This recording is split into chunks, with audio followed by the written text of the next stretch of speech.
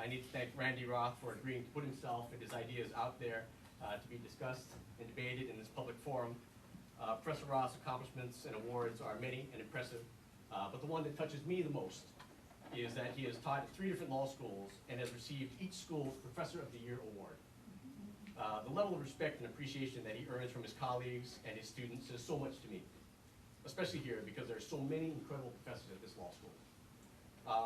At the end of the day, I want to say with heartfelt sincerity that whether you agree with him or not, there is simply no questioning Randy Roth's dedication and commitment to the state of Hawaii. There's no questioning his commitment to his public education system. Thank you, Randy, for doing this. Quite bluntly stated, I think the public education system in Hawaii is broken. And not too many years ago, when somebody would say that, it was a big deal and everybody got real upset and broken. Well, a few weeks ago, we had the 3 former governors of this state, all of whom said the system is broken. The current governor has said the system is broken. Now, you may not like that word. I'm using it right now and I'm repeating it because Cliff and I wanted this to be provocative. But however you describe it, and whether you look at indicators like, for example, test scores, not the test scores where we control the test and where it changes periodically, but the national test scores, and you look to see where our children perform, what tier they're in year after year. You look at the SAT, the college entrance exam that many students take, and it's impossible to prove one way or another that our kids are doing well, they're not doing well, because there are so many variables, and a lot of this is tricky. You know, Mark Twain talked about lies, damn lies, and statistics, and you start looking at these numbers, and sometimes they can be played with in a way that can make something look better or not as good as what it perhaps is. But year after year, we've not done well, and on the SAT, and that's particularly tricky, because as the percentage of public school systems in a state taking it, as that percentage gets higher, the median score tends to get lower. So those states where the participation rate is relatively low tend to have relatively high scores.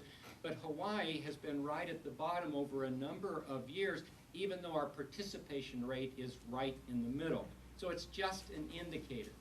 People in the military, people in the business community, people in the unions have said that it's a problem that the students coming out of the public education system are not at the level that they feel those students should be at, and it's having an adverse effect on them in a variety of ways. That's been documented. The University of Hawaii community colleges, every year they have placement exams for those students who apply. It's to determine whether they're ready to take a college-level course. And last year, 4 out of 5 graduates of the Department of Education, there were 3,000 in this pool, 4 out of 5 needed remediation before they could take a college-level course in math.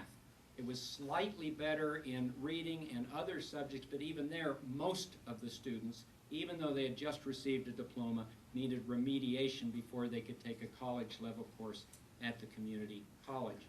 I think Furlough Friday, just by itself, is a pretty darn good indication that something is badly wrong. And whether we say that means the system is broken or something else, it just seems on its face to be such a ridiculous way for a community that purports to care about public education, for us to resolve this problem by having even fewer school days, where we were at the bottom in terms of the number of days to begin with, and the number of hours in the day is nothing to be, that we have is nothing to be proud of. I think that by itself is a great concern. So sometimes people say, okay, if something's wrong, something's broken, whose fault is it? I like talking about accountability. You know, who do we hold accountable? Well, let's be provocative. Whose fault is it if this system is broken, if the kids are not doing as well as we think they should be able to do? And if you've read my piece, you know that Education Week has an annual publication called Quality Counts, where they have a number of ways of trying to approximate whether a group of children in any one state, whether they might reasonably be expected to perform above the national average, below the national average, about the national average. The last few years, Hawaii's public education students have been slightly above the national average. So based on those indicators, that national organization said we can reasonably expect the indicators to suggest that our kids are doing at least as well as the kids are doing elsewhere. So who do we blame if we're not getting results that we can reasonably expect? Christine Donnelly from the Star Bulletin is here tonight, and I told her I was going to steal her quote, but I'll give her credit for it. In a piece she wrote a couple weeks ago, she said, no snowflake in an avalanche feels responsible. And in a way, our system is such that I don't think any teacher, union official, government, whether elected or appointed official, can really feel responsible because, as you'll hear, I think that's at the core of the problem as I perceive it.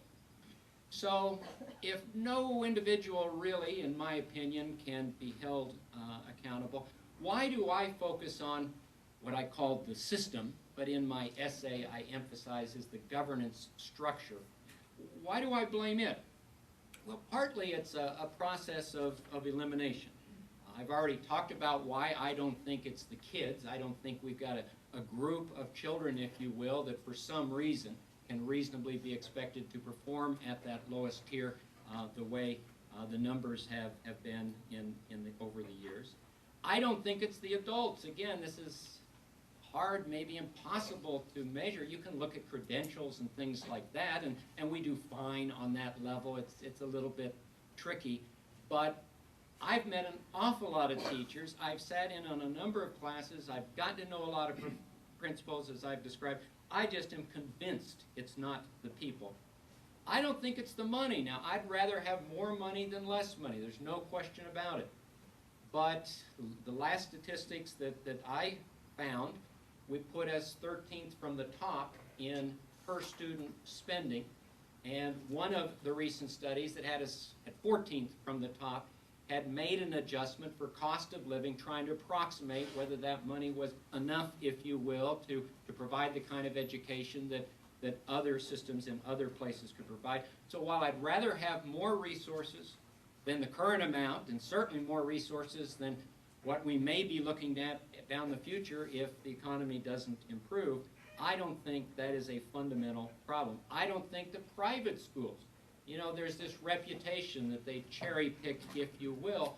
There are 11 other states that have a higher percentage of their children going to private schools, so I don't think that's the reason.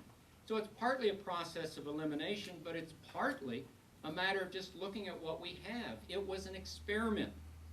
The system, the governance structure that we have right now is not like the governance structure anywhere else.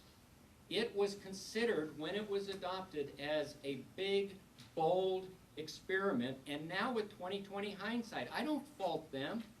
Quite frankly, I think if I'd been there then, I would have liked this system. It kind of appeals to different things that are important to me. I like democracy, having an elected school board, for example, and I like checks and balances, and so having everyone with a little bit of an interest. But we look back with 20/20 hindsight, and in my opinion, it just hasn't worked.